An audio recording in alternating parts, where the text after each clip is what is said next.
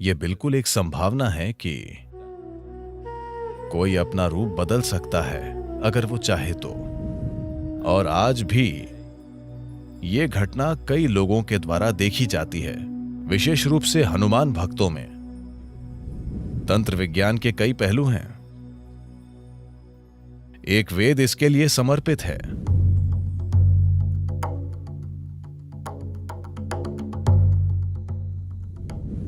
बचपन से ही मैंने हनुमान के बारे में सुना है। किस बारे में? हनुमान। हनुमान। मैंने ऐसा सुना है कि हनुमान जब चाहे विशाल रूप धारण कर लेते थे, वो उड़ा करते थे, वो बहुत छोटे भी बन जाते थे, जैसे वो अपने शरीर को बहुत छोटा कर लेते थे। क्या ये सच था या केवल कोई कल्पना थी, या कोई प्रतीक, या वैसा कुछ था? धन्यवाद। किसी व्यक्ति का छोटा या बड़ा होना या उड़ना या कुछ और करना, क्या ऐसी संभावना है? संभावना बिल्कुल है। ये हकीकत है। ऐसा इस देश में, इस संस्कृति में काफी प्रचलित था, लेकिन इसे अच्छा नहीं माना जाता था। लेकिन कहीं और इसे अच्छा माना जाता था, खासकर मूल अमेरिकी संस्कृतियों में। वहां शैमनिज्म यानी ओझा धर्म की एक पूरी परंपरा मौजूद है, जहां ये आज भी वहां ये बातें आम हैं कि कैसे एक मूल अमेरिकी ओझा एक चील बन जाता है, एक मक्खी बन जाता है, एक भेड़िया बन जाता है, खुद को किसी दूसरे रूप में बदल लेता है और वहां चला जाता है, और ये सब। So these are not just stories, it is very much a possibility. तो ये सिर्फ कहानियां नहीं हैं, ये बिल्कुल एक संभावना है कि कोई अपना रूप बदल सकता है अगर वो चाहे तो। ध्यान लिंग में एक पैनल है जहां किसी ने खुद को एक ऐसे रूप में रूपांतरित किया था जो किसी दूसरे व्यक्ति के लिए मायने रखता था। क्या आपने देखा है? आपको पता नहीं था? तो लोगों का अपनी सुविधा के अनुसार वो जैसा चाहे वैसा रूप ले लेना, ये कोई नई बात नहीं है या ये कोई अनसुनी बात नहीं है। दुनिया के लगभग हर हिस्से में ये मौजूद है। इन दिनों खासकर इसका एक बड़े पैमाने पर प्रचार किया जा रहा है उत्तर अमेरिकी और दक्षिण अमेरिकी ओझाओं के बारे में। About shamans. ओझाओं का चील बन जाना और भेड़िया बन जाना, ये दो रूप उनके लिए बहुत आम हैं। यहाँ ये कोई अनसुनी बात नहीं थी, लेकिन हमारी संस्कृति में इसे अच्छा नहीं माना जाता था। वहाँ इसे अच्छा माना जाता है क्योंकि ये आध्यात्मिकता नहीं है, ये तंत्र विद्या है। यहाँ हमारे तंत्र वैज्ञानिक, I call them scientists because they are that kind. मैं उन्हें वैज्ञानिक इसीलिए कहता हूं क्योंकि वे उसी तरह के हैं। वे खुद को पक्षी या जानवर में बदलने की तकलीफ नहीं उठाते क्योंकि इसमें खतरा है।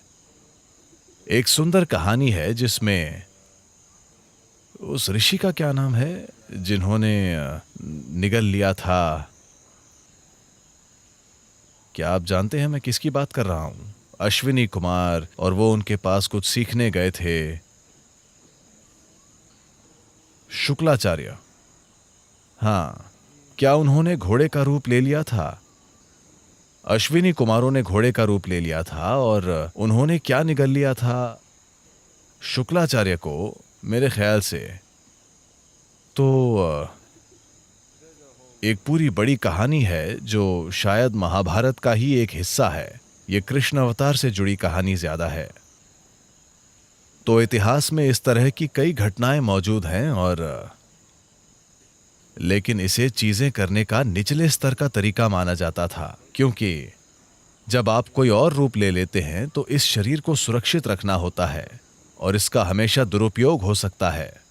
तो ऐसी घटनाएं हुई हैं जहां किसी ने अपने शरीर को थोड़ी सुरक्षा के साथ वहां छोड़ दिया, और मान लीजिए वो एक चील बन गए और कुछ समय के लिए उड़ते रहे, लेकिन जब वो चील वापस आई तो शरीर वहां नहीं था। तो अब वो चील क्या करेगी? चील आकर यहां बैठती है और कहती है, मैं एक योगी हूं। दयनीय स्थिति है ना। चूंकि आप उड़ नहीं सकते इसलिए आपको लगता है कि चील होना एक बड़ी बात है। चील होना कोई बड़ी बात नहीं है। हालांकि वो ऊंची उड़ती है पर वो हर समय नीचे देखती रहती है। यहां बैठकर ऊपर देखना ज्यादा अच्छा है ऊपर जाकर नीचे देखने के बजाय। वाकई।